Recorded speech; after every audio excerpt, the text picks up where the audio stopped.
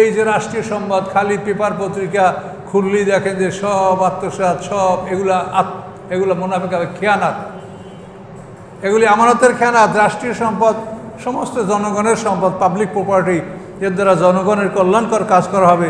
এই কাজের দ্বারা দায়িত্ব পালন করবে, তাদের জন্য অনেক সুযোগ সুবিধা দেওয়া হয়েছে, বেতন, চাকর, নকর, গাড়ি বাড়ি সব কিছু দেওয়া হয়েছে, তারপরে এরা চুরি করবে। তো এগুলি কি? এই যে মুনাফিকের আলামত, এর মধ্যে সব পড়ে যাচ্ছে। এরা মিথ্যা বলবে, ওয়াদা খেলাপ করবে, আমানতের খেয়ানত করবে, আর মানুষের সাথে ব্যবহারও ভালো করবে না। আমরা আজকে একটা বিষয় আলোচনা করব, রাসূল সাল্লাল্লাহু আলাইহি ওয়াসাল্লামের বিবাহ। সমাজে এমন লোক আছে যে রাসূলের বিবাহের উপরে ক্ষুব্ধ হয়ে সে মোরতাদ হয়ে গেছে, মানে একবার দিন থেকে ফিরে গেছে। বললাম আর একটা শুভ সংবাদ আছে, সেটা হলো রাসূলের জীবনীটা বের হয়েছে আমাদের। মৌলিক বিষয়গুলিকে আমি কম করি নাই, কিন্তু যেগুলি জরুরি না বা যেগুলি কম হইলেও হয় সেগুলো কম করে করে আমি ছোট্ট আকারে বইটা করেছি। অন্যরা সবাই 600-700 পৃষ্ঠার বই করেছেন, একজন মানুষ পড়তে পড়তে বিরক্ত হয়। কাজে এই জন্য এই বইটা আপনারা সংগ্রহ করবেন। আসসালামু আলাইকুম। সম্মানিত সুধী মণ্ডলী, আমরা সূরা তওবার 119 নম্বর আয়াত থেকে এখন আলোচনা করব ইনশাআল্লাহ। আউযু বিল্লাহি মিনাশ শাইতানির রাজীম। ইয়া আইয়ুহাল্লাযীনা আমানুত্তাকুল্লাহা ওয়া কুনু মা'আস সাদিকিন। হে ঈমানদারগণ, আল্লাহকে ভয় করো, সত্যবাদীদের সাথে থাকো। এই সত্যবাদী বলতে তিনজন লোকের ইতিহাস যে আপনাকে শোনা হয়েছে, কাব ইবনে মালিক, হিলাল ইবনে উমাইয়া, মিরার ইবনে রাবিয়া। তারা তাবুক যুদ্ধে অংশগ্রহণ করেন নাই, কিন্তু তারা সত্য কথা বলেছেন যে আমাদের কোনো ওজর ছিল না, আমরা যাব করে আমাদের যাওয়া হয়নি। 50 দিন পরে তাদের তওবা কবুল হয়েছে। তো এই 50 দিন পরে তওবা কবুল হওয়ার পরে আল্লাহ বললেন যে যারা মুনাফিক তারা তো আল্লাহ রাসূলের কাছে মিথ্যা ওজর আপত্তি তুলেছিল, কিন্তু এই তিনটা লোকে তা করে নাই। এই জন্য আল্লাহ এই তিনটা লোকের প্রতি ইশারা করে বলেছেন যে তোমরা সত্যবাদীদের সাথে থাকো। কিন্তু এই একটা দ্বারা সমাজে কিন্তু একটা বিভ্রান্তিকর আলোচনা করছে যে কুনু মা সাদিকিন, মানে তোমরা পিঠ ধরো। সত্যবাদী যারা তার সাথেই আপনি থাকেন, কিন্তু একটা শ্রেণীকে যদি আপনি খাস করে ফেলেন তাহলে সেটা বিপদ, তাহলে কোরআনের এটা ভুল অর্থ করা হবে। সত্যবাদী যারা তাদের সকলকে আপনি অনুসরণ করুন, তাদের সবার সাথে আপনি থাকেন, কিন্তু একটা শ্রেণীকে আপনি যদি বলেন এটা হবে অন্যায়, এটা কোরআনের অপব্যাখ্যা হবে। মানে আল্লাহ যেটাকে মানে কমন সাধারণ রেখেছেন সেটাকে আপনি খাস করে দিলেন, এটা হবে না। মা কানা লি আহলিল মদিনাতে ওয়া মান হাওলাহুম মিনাল আ'রাবে, সমীচীন নয় শহরবাসীদের জন্য, ওমান হাওলাহুম এবং যারা আছে শহরের আশেপাশে, মিনাল আ'রাবে গ্রামবাসীদের মধ্যে হতে, কি সম্ভব নয়, বৈধ নয়, সমীচীন নয়, আইয়া তাকাল্লাফু আর রাসূলিল্লাহ, যে তারা পিছনে অবস্থান করবে আল্লাহ রসুলকে রেখে দিয়ে, ওয়ালা ইয়ারগুবু আনফুসিহিম আন নাফসি, এবং তাদের জন্য এটাও সমীচীন নয় যে তারা নিজেদেরকে ভালোবাসবে রাসূলের জীবনের চেয়ে। রাসূলের জীবনের চেয়ে তারা নিজেদেরকে ভালোবাসবে, এটা সমীচীন নয়। কত বড় কথা দেখেন। জালিকা, এই আদেশ তোমাদেরকে দেওয়া হলো কেন? বিআন্নাহুম, নিশ্চয়ই বিষয়টা এই, লা ইউসিবুহুম জামাউন, আসে না তাদের উপরে কোনো পিপাসা, ওয়ালা নাসাবুন, না কোনো কষ্ট, ওয়ালা মাখমাসাতুন, না কোনো ক্ষুধা, ফি সাবিলিল্লাহ, আল্লাহর রাস্তার মধ্যে, ওয়ালা ইয়াতাউনা মায়তান, এবং তারা পদদলিত করে না এমন কোনো জমিন, ইয়াগিজুল কুফারা, যেই জমিনকে পদদলিত করার কারণে কাফেররা রাগান্বিত হয়। এই সব কিছুর বিনয়, ওয়ালা ইয়ানালুনা মিন আদুবিন নাইলান, এবং তারা অর্জন করে না শত্রুর পক্ষ থেকে কিছু। এই কিছু অর্জনের মধ্যে তারা আপনাকে খুন করতে পারে, জখম করতে পারে, অথবা তাদের কোনো ধন সম্পদ আপনি লাভ করতে পারেন। তারা যা কিছু লাভ করবে শত্রুদের থেকে, এই সব কিছুর বিনিময় ইল্লা কুতিবা লাহুম বিআমালিন সালেহ, এই সব কিছুর বিনিময় আল্লাহ তাআলা তাদেরকে আমলে সালেহ বা নেক আমল লিখে দিবেন। এই জন্য আল্লাহ বলে যে এই জন্য তোমাদেরকে বলা হচ্ছে যে তোমাদের রাসূলের জীবনের চাইতে তোমরা তোমাদের জীবনকে ভালোবাসবে না, তার জীবনকে তোমরা প্রাধান্য দেবে। এবং উহুদের যুদ্ধে সাহাবীরা এটা প্রমাণ করেছে যে হঠাৎ করে খালিদ ইবনে ওলীদের বাহিনী যখন আল্লাহ রসুলকে পিছন থেকে আক্রমণ করেছিল, তখন আল্লাহ রসুলকে মদিনার আনসাররা এমনভাবে পরিবেষ্টিত করে রেখেছিল যে চতুর্দিক থেকে আক্রমণে তারা সব শহীদ হয়ে পড়ে যাচ্ছিল। আল্লাহ রসুলকে মাঝে তারা রেখে এভাবে তারা জীবন বিসর্জন দিয়েছিলেন। উহুদ প্রান্তরে তারা প্রমাণ করেছেন যে আমরা আমাদের রাসূলের জীবনের সাথে আমরা আমাদের জীবনকে প্রাধান্য দিচ্ছি না, দেই নেই আমরা।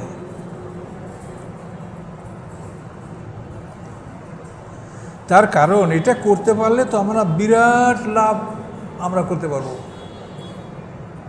এটা বিরাট লাভ। অর্থাৎ আমরা যদি জান্নাতের মালিক হই, আল্লাহ যদি জান্নাতের অধিকারী আমাদেরকে করেন, আমাদের তো এটা বিরাট একটা ব্যাপার। কাজে এই জন্য জান্নাতের আশাই এটা আমরা করব।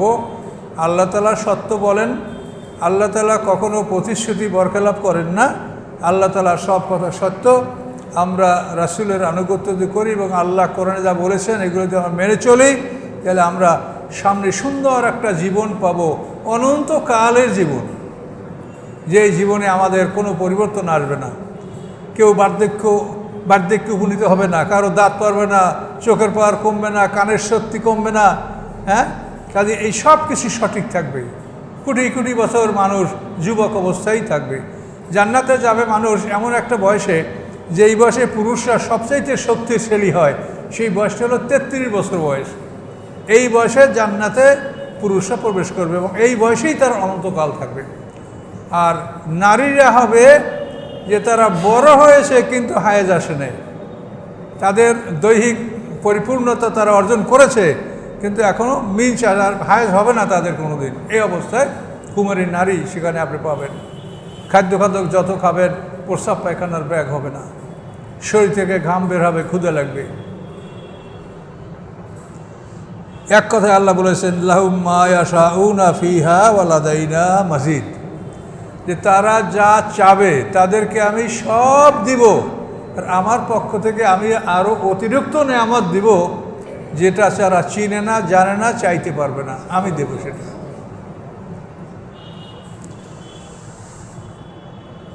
ইল্লা কুতিবা লাহুম বিআমালিন সালিহ, প্রত্যেকটা কাজের বিনিময়ে আল্লাহ তাআলা আমাদের নেকামল লিখবেন। ইন্নাল্লাহ লা ইউদিউ আজরাল মুহসিনিন, নিশ্চয়ই আল্লাহ তাআলা নষ্ট করেন না পুরস্কার সৎকর্মশীলদের। আরও বলে আল্লাহ তাআলা ওয়ালা ইউনফিকুনা নাফাকাতান সাগীরাতান ওয়ালা কাবীরাতান, এবং ব্যয় করে না তারা কোনো দান, ছোট অথবা বড়। ওয়ালা ইয়াকতাউনা ওয়াদিয়ান, এবং অতিক্রম করে না তারা কোনো প্রান্তর। ইল্লা কুতিবা লাহুম, এর বিনিময় প্রত্যেকটার বিনিময়ে তাদের আমলে সালেহ লেখা হয়। লিয়াজিয়াহুমুল্লাহু, এই জন্য যে আল্লাহ পুরস্কার দিবেন তাদেরকে আহসানা মা কানু ইয়ামালুন, তারা যা করেছে এই কর্মের তুলনায় আরও উত্তম বিনিময়। আহসানা মানে সর্বোত্তম বিনিময় আল্লাহ দিবেন, কর্মের তুলনায় বহু উত্তম বিনিময় আল্লাহ তাআলা দিবেন। অর্থাৎ নেকামলের বিনিময়টা আল্লাহ দিবেন বিনা হিসাবে, আর পাপের শাস্তিটা দিবেন হিসাব অনুযায়ী। আর নেকামলের পুরস্কারটা দিবেন বিনা হিসাবে, বেগাইর হিসাব। সূরা নাবায় আছে না, আতান হিসাবা, এই হিসাব মানে হিসাব করা না, এই হিসাবা মানে হাসবুন, মানে তাদেরকে দান দেওয়া হবে যথেষ্ট পরিমাণ। হাসবুন আল্লাহ নি'মাল ওয়াকিল বলেন না, এখানে অর্থ কি? যথেষ্ট আমাদের জন্য আল্লাহ। তো এই আতান হিসাবা, ওইখানে হিসাব মানে ওই রকম যথেষ্ট দিবেন। কেউ যদি অনেকেই ভুল তর্জমা করেছে, দেখবেন যে তাদেরকে যথাযথ বা যথোপযুক্ত মানে তো কর্মের উপযুক্ত ফল, তা না। ওখানে হিসাব হাসবুন থেকে, অর্থাৎ যথেষ্ট দেওয়া হবে তাদেরকে, গুনিয়া গুনিয়া হিসাব করে দেওয়া হবে না। এই জন্যই তর্জমাগুলো দেখতে হবে কোরআনের, এগুলো বহুত জটিল বিষয়।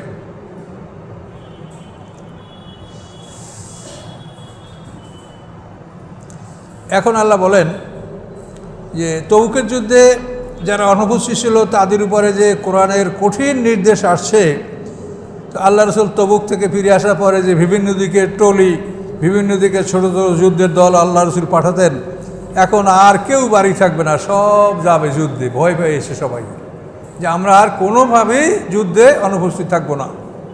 তো এটা যখন মুসলমানরা সিদ্ধান্ত নিল, তখন আল্লাহ বলেন, ওমাকান আল মুমিনুন আল ইয়ানফিরু কাফা, হবে না মোমেনরা এরূপ যে তারা সকলেই বেরিয়ে পড়বে, এরকম তারা হবে না, সকলেই বের হবে না। ফালাউলা নাফারা মিনকুল্লে ফেরকাতে মিনহুম তায়ফাতুন, কেন বের হয়ে আসবে না প্রত্যেক বড় দল থেকে ছোট একটা দল? এই দলটা আল্লাহ রাসূলের কাছে আসবে, রাসূলের কাছে বসবে, রাসূলের কথা শুনবে, নূতন নূতন কি আদেশ আসে, হই আসে, এগুলো তারা জব্দ করবে, আমল করবে।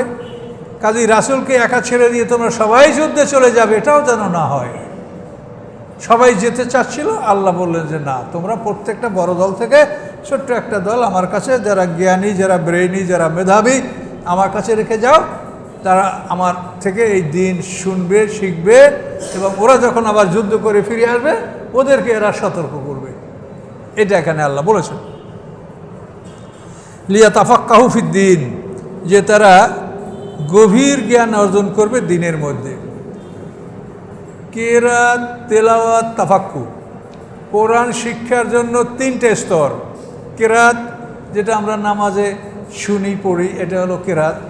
কি আপনি অর্থ বুঝলেন কি বুঝলেন না সমস্যা নাই, তাতে নামাজ হয়ে যাবে, এটা হলো কেরাত। আর তেলাওয়াত হলো আপনি বুঝে শুনে পড়বেন, আপনি কি পড়লেন সেটা বুঝে শুনে পড়বেন এবং সেটা আমল করবেন, এটা হলো কোরআন শিক্ষার দ্বিতীয় স্তর। আর 3 নম্বর স্তর হলো তাফাক্কু, যে আপনি এমনভাবে শিখবেন যে যাতে করে আপনি ফিকহ শাস্ত্র আবিষ্কার করার মতো আপনার মধ্যে যোগ্যতা আসে। এই তাফাক্কু থেকে ফিকহ, ফিকহ হলো জ্ঞানীদের মতামত, জ্ঞানীদের সিদ্ধান্ত। লিয়াতাফাক্কাহু ফিদ্দীন ওয়ালিউনজিরু কওমাহুম, রাসূলের কাছে এরা জ্ঞানের গভীর জ্ঞান অর্জন করবে। আর লিউনজিরু কওমাহুম, এবং তারা তাদের জাতিকে সতর্ক করবে, ইযা রাজাউ ইলাইহিম, যখন এই জাতি তাদের কাছে ফিরে আসবে। লাআল্লাহুম ইয়াহযারুন, সম্ভবত তাদের জাতি তারা ভয় পাবে এবং সতর্ক হবে, সাবধান হবে।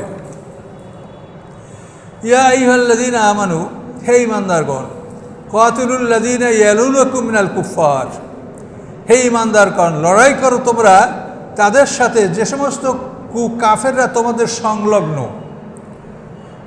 সংলগ্ন, অর্থাৎ মক্কা পর্যন্ত জয় হয়েছে, একটা মক্কা থেকে কাছাকাছি কারা আছে তাদেরকে, তাহলে মানে পুরো জমিনটা মুসলমানদেরই হবে আস্তে আস্তে। এমন যেন নয় তুমি একটা জমিন বাদ দিয়ে আর একটা জমিনে গেলা, তাহলে সমস্যা হবে। ইয়ালুনাকুম, যা তোমাদের সাথে মিলিত হয়, অর্থাৎ সংলগ্ন। হে ঈমানদারগণ, তোমরা তোমাদের সংলগ্ন কাফেরদের বিরুদ্ধে যুদ্ধ করো। ওয়ালিয়াজিদু ফীকুম গিলজা, এবং তারা যেন পায় তোমাদের মধ্যে কঠোরতা, তোমাদের মধ্যে তারা কঠোরতা পাবে কাফেররা। ওয়ালামু, এবং জেনে রাখো, আন্নাল্লাহ মাল মুত্তাকিন, নিশ্চয়ই আল্লাহ তাআলা মুত্তাকিনদের সাথে আছেন। তোমাদেরকে কঠোর হতে বললেন, আবার বললেন আল্লাহ মুত্তাকিনদের সাথে আছে, অর্থাৎ কঠোর হইয়া তোমরা তার উপরে যেন কারো জুলুম অত্যাচার না করো। কোনো বৃদ্ধকে হত্যা করবে না, নারীদেরকে, শিশুদেরকে হত্যা করবে না, ধর্মযাজকদেরকে হত্যা করবে না, তারপর তাদের মুসলা করবে না, মুসলা মানে অঙ্গ প্রত্যঙ্গ বিচ্ছেদ করা, এসব তোমরা করবে না। এই জন্য আল্লাহ বলছেন তোমরা কঠোর হবে, তার মানে যেন এই না হয় যে তোমরা আবার নিজেরাই সীমা লঙ্ঘন করছো, এগুলি থেকে সতর্ক থাকবে। ওয়াইযা মা উনজিলা সূরাতুম মিনহুম, যখন কোনো সূরা অবতীর্ণ হয় তাদের মধ্যে এমন আছে যে বলে, আইয়ুকুম যাদাতু হাযি ঈমানা, তোমাদের কার এই সূরাগুলি ঈমান বাড়িয়েছে, এই সূরাগুলি তোমাদের কার ঈমান বাড়িয়েছে? মুনাফিকদের কথা। আল্লাহ বলেন, ফাম্মাল্লাযিনা আমানু, অতবার যারা ঈমান এনেছে, ফাযাদাতুহুম ঈমানা, তাদের ঈমান বেড়েছে। আপনি একটা আয়াত বিশ্বাস করলেন, যখন আর একটা আয়াত নাযিল হলো সেটাও বিশ্বাস করলেন, তো বিশ্বাসের সাথে বিশ্বাসযোগ হলো, আপনার ঈমান বাড়লো। এটা আল্লাহ বলছেন যে মোমেনদের ঈমান বাড়ে। অহম ইয়াস্তাবশিরুন, এবং তারা আনন্দিত হয়, খুশি হয়। আম্মাল্লাযিনা ফী কুলুবিহিম মারাদুন, এবং যাদের অন্তরে আছে ব্যাধি মানে মুনাফিক, 4টা ত্রুটি যাদের মধ্যে আছে, মিথ্যা কথা বলে, ওয়াদা খেলাপ করে, আমানতের খেয়ানত করে, তর্ক বিতর্কের মধ্যে ফাহিশা কালাম ব্যবহার করে। এই 4টা স্বভাব যার মধ্যে পাবেন সে হলো খাঁটি মুনাফিক। আল্লাহ রাসূল পরিষ্কার ভাষায় বলেছেন, আরবাউ মান কুন্না ফিহি কানা মুনাফিকান খালিসান। 4টা স্বভাব যার মধ্যে পাওয়া যাবে সে হবে খাঁটি মুনাফিক। ইযা হাদ্দাসা কাযাবা, কথা বললে তার মধ্যে মিথ্যা বলবে। ওয়া ইযা হাদা গাদারা, মানুষের সঙ্গে ওয়াদা করলে ওয়াদা খেলাপ করবে। ওয়া যা উতু মেনা খানা, তার কাছে আমানত রাখছে আমানতের খেয়ানত করবে। ওয়া ইযা খাসামা ফাজারা, যখন সে তর্ক বিতর্কে লিপ্ত হয় তখন সে অশ্লীল কথাবার্তা বলে। এটা মুনাফিকের আলামত। মারাদুন, এটা হলো রোগ।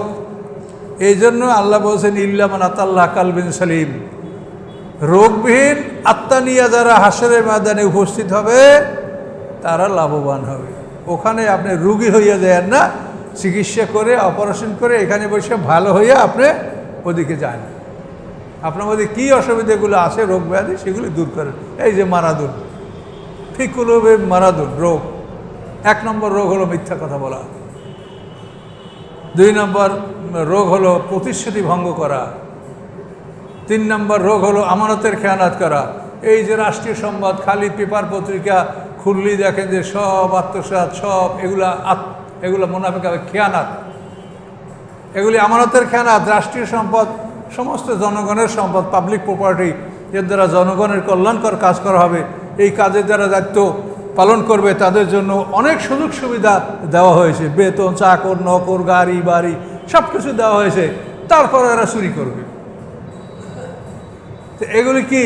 এই যে মুনাফিকের আলামত, এর মধ্যে সব পড়ে যাচ্ছে। এরা মিথ্যা বলবে, ওয়াদা খেলাপ করবে, আমানতের খেয়ানত করবে, আর মানুষের সাথে ব্যবহারও ভালো করবে না। তাহলে মুনাফিকের যে আলামত, এইটা হলো ব্যারাম। এই ব্যারামটা আছে কি না আমাদের সমাজে সর্বস্তরের লোকের মধ্যে? কাজেই সতর্ক হন। সামনে বড় বিশাল জীবন আছে, অনেক কাল সেখানে থাকতে হবে। সেই জন্য আপনি রোগমুক্ত হয়ে যান। কোনো রোগ নিয়ে ওখানে যান না। ওখানে হাসপাতাল বড় কঠিন। ওখানে যে হাসপাতালে অপারেশন করা হবে সেটা সব আগুন, পিটান, লোহা, এগুলি সব মাকামে হাদিদ, লোহার মুগুর, কোরআনে আল্লাহ বলেছে। কাজে এই জন্য রোগী হইয়া ওখানে যাবেন না, রোগমুক্ত হয়ে যান। ইল্লা আতাল্লাহ বিকালবিন সালিম, আল্লাহর কাছে যারা রোগমুক্ত অবস্থায় উপস্থিত হয়। আচ্ছা, ওয়াম্মাল্লাযিনা ফি কুলুবিহিম মারাদুন, যাদের অন্তরে ব্যাধি আছে, ফাযাদাতুহুম রিসসান, আল্লাহ বাড়িয়ে দেন তাদের অপবিত্রতা, ইলা রিসসিম, তাদের অপবিত্রতার সাথে। অর্থাৎ একটা বিশ্বাস করলো না, তাদের অন্তরে নাফাক জমা হলো। আর একটা নাজেল হলো, সেটা বিশ্বাস করলো না, তো নাফাকের সাথে আরও নাফাক যোগ হলো। এইটার নাম হলো রিসসান ইলা রিসসিম। তাদের অপবিত্রতার সাথে অপবিত্র আল্লাহ তাআলা যোগ করে দেন। মাতু হুম কাফিরুন, এবং তারা মারা যায় কাফের অবস্থায়। আল্লাহ বলেন আওয়ালা ইয়ারাউনা, তারা কি দেখে না, আন্নাহুম ইফতানুনা ফি কুল্লি আমিন মাররাতান ওয়া মাররাতাইন, যে প্রতি বছরেই তাদেরকে, বছরে একবার বা দুবার তাদেরকে শাস্তি দিয়ে পরীক্ষা করা হয়। তাদেরকে শাস্তির মধ্যে ফেলা হয়, পরীক্ষার মধ্যে ফেলা হয় বছরে একবার দুবার, বিভিন্ন রকম বালা মুসিবতের মাধ্যমে। সুম্মা লা ইয়াতুবুন, তারপরও তারা আল্লাহর পথে ফিরে আসে না। ওয়ালাহুম ইয়াযাক্কারুন, এবং তারা পবিত্রতা অর্জন করে না। ওয়াইজা মাউনজিলাত সূরাতুন, যখন কোনো সূরা নাযিল হয়, নাযারা বাযুহুম ইলা বায, তখন একে অপরের দিকে তাকায়। এই আমার সম্বন্ধে, মুনাফিক সম্বন্ধে, আমাদের সম্বন্ধে কিছু নাযিল হলো নাকি? একে অপরের দিকে তাকায়। কথা বুঝতে পারছেন? যে আমার বিরুদ্ধে কিছু বলা হলো নাকি?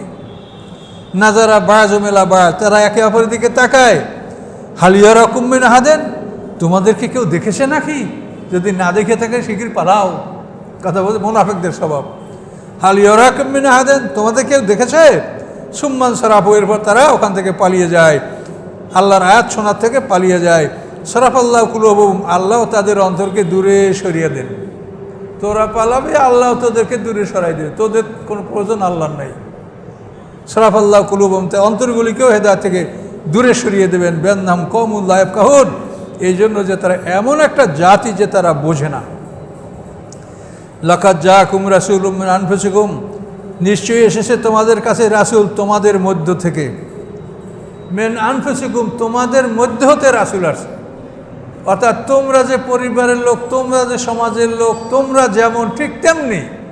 মিন আনফুসিকুম, তোমরা মানুষ, রাসূলও মানুষ।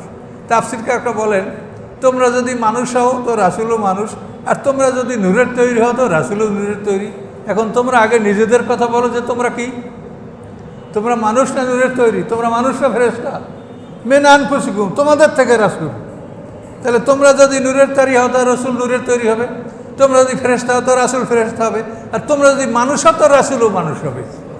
এসে কি বুঝাবে? আল্লাহ তাআলা বলেন যে তোমাদের কাছে রাসূল আছে তোমাদের মধ্যে হতে।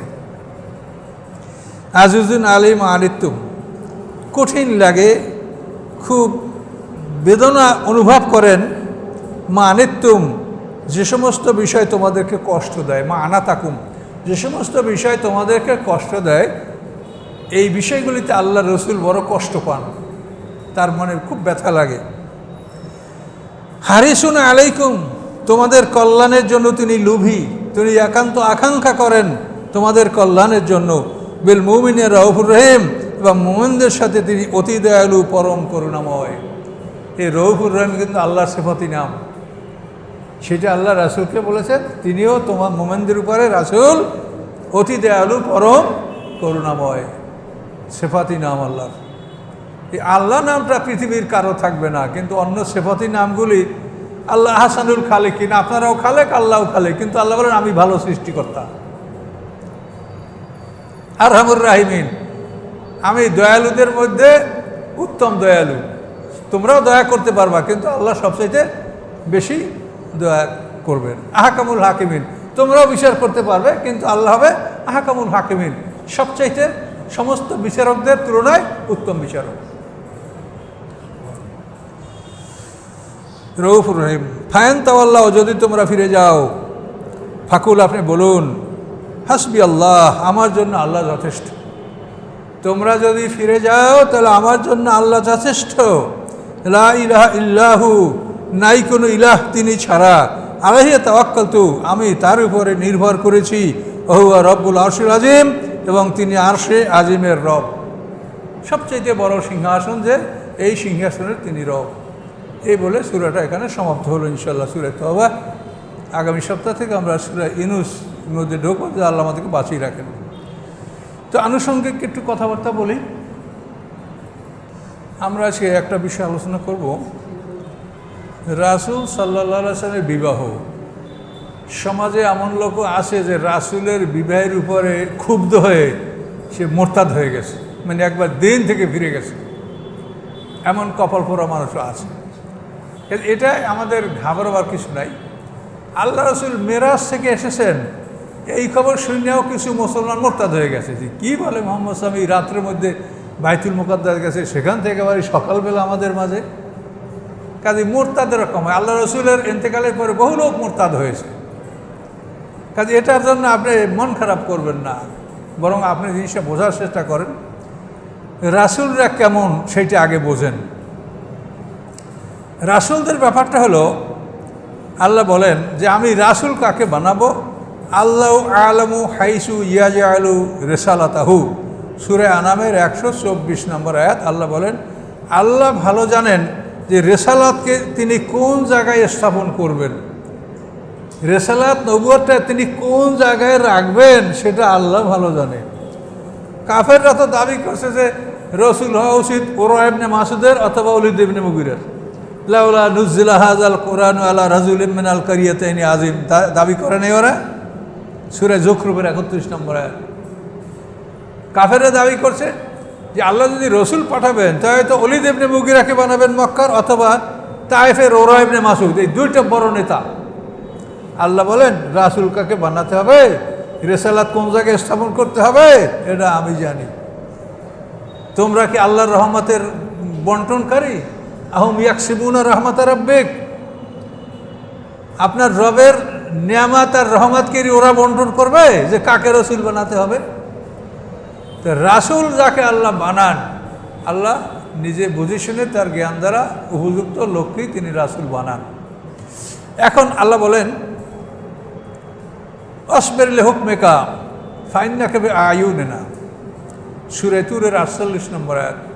আল্লাহ বলেন, হে রাসূল, আসবির লিহুকমি রাব্বিকা, আপনি আবার রবের আদেশের অপেক্ষা করুন। হ্যাঁ, ফাইন্নাকা বিআয়ুনিনা, নিশ্চয়ই আপনি আমার চোখের সামনে আছেন। রাসূলরা আল্লাহর চোখের সামনে, কাজে তাদের কোনো ভুল হতে পারে?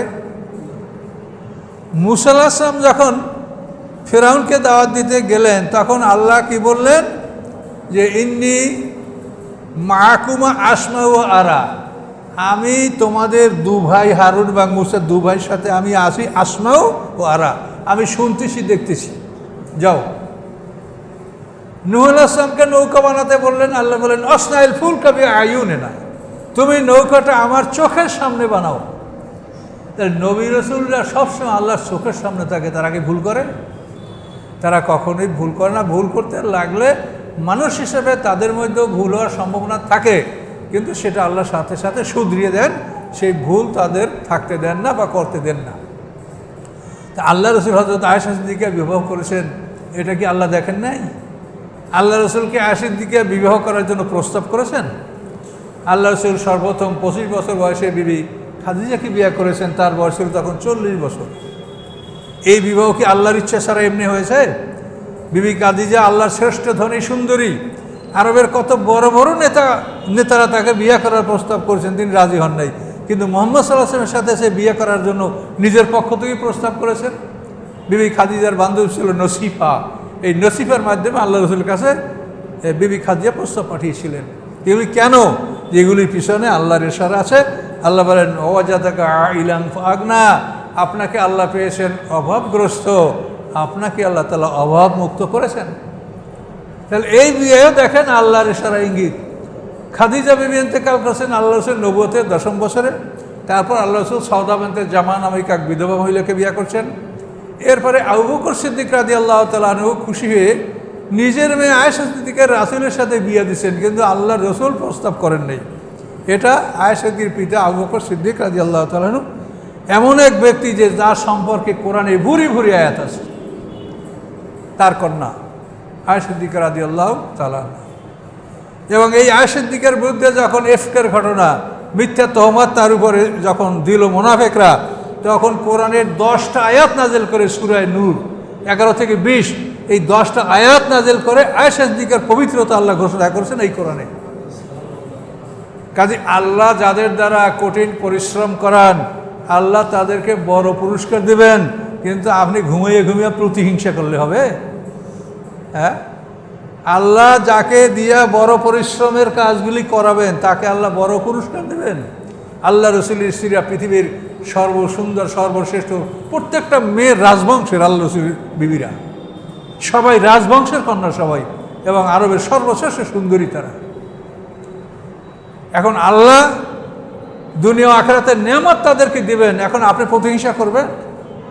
অথচ যে রসুলের ব্যাপারে আল্লাহ কি বলেছেন যে তুমি জীবনের চাইতে তুমি তাকে ভালোবাসো, সেখানে আপনি তার সমালোচনা করবেন? কাজে এই জন্য আমাদের সতর্ক থাকতে হবে।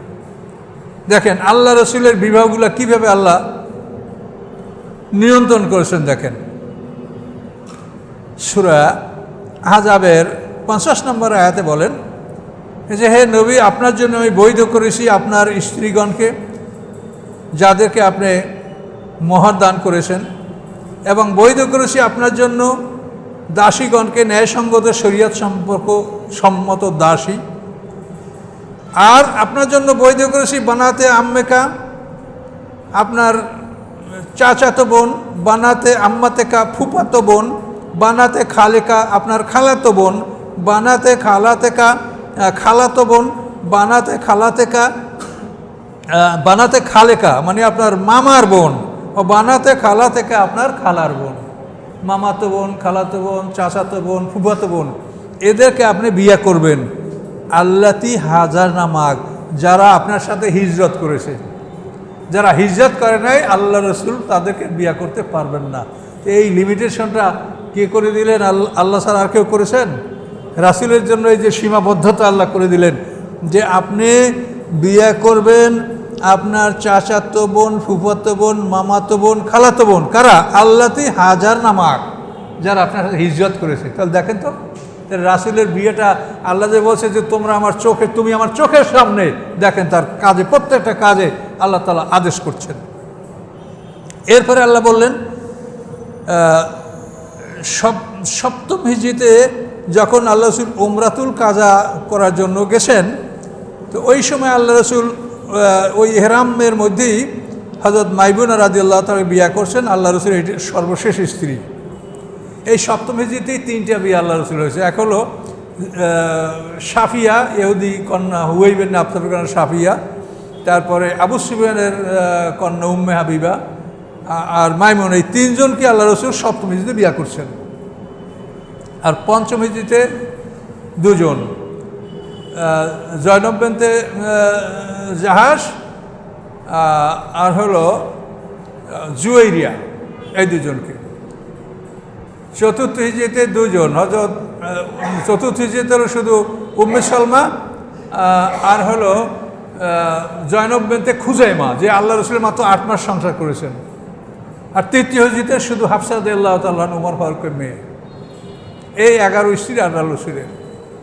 তো এখন 11দের মধ্যে 2জন মারা গেছেন। বিবি খাদিজা ইন্তেকাল করেছেন নবুয়তের 10ম বছরে। আর জয়নব বিনতে খুজাইমা এই আল্লাহ রসুলের বিয়ের পরে মাত্র 8 মাস সংসার করার পরে তিনি মারা গেছেন। এই 2জন মারা গেছেন। আর 9জন স্ত্রী আল্লাহ রসুলের মৃত্যু পর্যন্ত তারা ছিলেন। এখন আল্লাহ তাআলা বলেন, ওয়ালা ইয়াহিল্লু লাকা নিসাউ মিন বা'দু, এরপরে আপনার জন্য আর কোনো স্ত্রী হালাল হবে না। এই সপ্তম হিজরিতে মাইমুনা রাদিয়াল্লাহু তাআলা আনহাকে বিয়ার করার পর আল্লাহ কি বললেন, ওয়ালা ইয়াহিল্লু লাকা নিসাউ মিন বা'দু, এরপরে আপনার জন্য আর কোনো স্ত্রী বৈধ হবে না। তাহলে কি এটা আল্লাহ আইন করে দিচ্ছে না তার জন্য? তিনি কি নিজের ইচ্ছে বিয়ে করছেন? কাজে যারা বোকা, যারা কোরআন জানে না, তারা এই ধরনের সমালোচনা করে নিজেকে ধ্বংস করছে। কাজে আপনারা যেন ধ্বংস না, আল্লাহ যেন আমাদেরকে ধ্বংস না করে। কাজে এই জন্য কোরআন থেকে আমি কথাগুলো আপনাকে বুঝিয়ে বলছি। ওয়ালা ইয়াহিল্লু লাকা নিসাউ মিন বা'দু ওয়ালা আন তাবাদদালা বিহিন্না মিন আজওয়াজ, এরপরে বিয়ে করতে পারবেন না আর এদেরকে বদলিও করতে পারবেন না। দেখেন, ওয়ালা আন তাবাদদালা বিহিন্না মিন আজওয়াজ, এদের পরিবর্তন করে অন্য এদের বদলে আরেকজন পাল্টাই আনবেন, তাও আপনি পারবেন না। আল্লাহ তাআলা রাসূলের জন্য আইন করে দিলেন। তাহলে রাসূলদের, নবী রাসূলদের বিবাহ এগুলো আল্লাহর ইশারায় হয়, আল্লাহর আদেশে হয়, আল্লাহর দৃষ্টিতে হয়।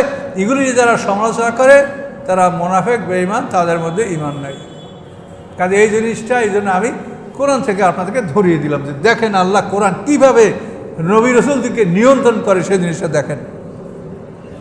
ওয়ালাউ আজাবাকা হুসনুহুন্না, তাদের সৌন্দর্য যদি আপনাকে মোহিত করে, আপনাকে প্রলুব্ধ করে, তবুও আপনি এই স্ত্রীদেরকে পাল্টাইয়া অন্য কোনো স্ত্রী গ্রহণ করতে পারবেন না। তবে ইল্লা মা মালাকাত ইয়ামিনুকা, আপনি যদি কোনো দাসী গ্রহণ করেন তা সেটা আপনি করতে পারবেন। তা আল্লাহ রাসূল এই সপ্তম হিজরির পরে আর কোনো দাসী একজন গ্রহণ করে, সেটাও সপ্তম হিজরিতে না, সেটাও রায়হানা বিনতে আমর, সেটাও এর আগেই। এরপরে আল্লাহ রাসূল দাসীও গ্রহণ করেননি। তো বলেছেন যে আপনার জন্য দাসী বৈধ থাকলো, সেটা আপনি সেগুলো করতে পারেন, তাও আল্লাহ রাসূল করেননি। তো এভাবে একজন নবী রাসূলদের জীবনকে আল্লাহ তাআলা নিয়ন্ত্রণ করেন। কাজে এই জন্য রাসূলদের সমালোচনা যারা করে তারা কপাল পোড়া, তারা বেঈমান, তারা মুনাফিক। কাজে এই ব্যাপারে আপনারা সতর্ক হবেন। অনেকে লোক হাতে কোরআন শরীফ নিয়ে ওয়াজ করে রাসূলের বিরুদ্ধে। কাজে এই জন্য এটা হলো মানুষকে ফাঁকি দেওয়ার জন্য তারা এগুলো করে। তো এই জন্য এই পর্যন্ত আমরা আজকে আলোচনা সমাপ্ত করলাম। আর একটা শুভ সংবাদ আছে, সেটা হলো রাসূলের জীবনীটা বের হয়েছে আমাদের। একটু দেখেন তো বইটা, রাসূলের জীবনী আমাদের ইনশাল্লাহ বের হয়ে আসে। এই বইটা খুব ছোট আকারে, দেখবেন 256 পৃষ্ঠার বই। তো বই খুব বড় করি নেই, আমি চিন্তা করি অনেক বড় বই হইলে পড়তে পড়তে মানুষ বিরক্ত হয়।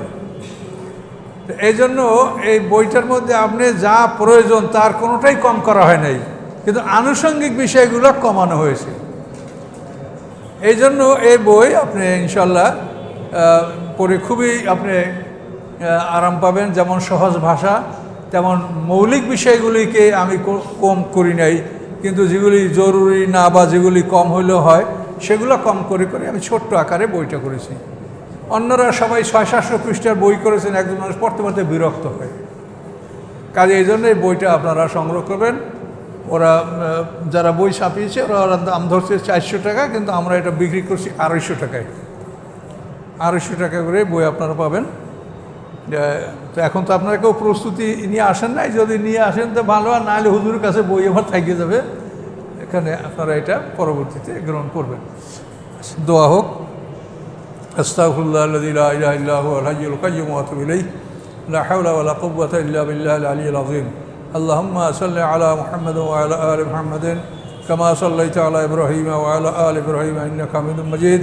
আল্লাহুম্মা বারিক আলা মুহাম্মাদ ওয়া আলা আলি মুহাম্মাদিন কামা বারাকতা আলা ইব্রাহিম ওয়া আলা আলি ইব্রাহিম ইন্নাকা হামিদুম মাজিদ। আল্লাহুম্মা আমিন। ربنا ظلمنا أنفسنا وإن لم تغفر لنا وترحمنا لنكونن من الخاسرين. ربنا عليك توكلنا وإليك نبنا وإليك المصير. ربنا لا تجعلنا فتنة للذين كفروا واغفر لنا ربنا إنك أنت العزيز الحكيم. سبحان ربك رب العزة عما يصفون، سلام على المرسلين، والحمد لله رب العالمين. السلام عليكم.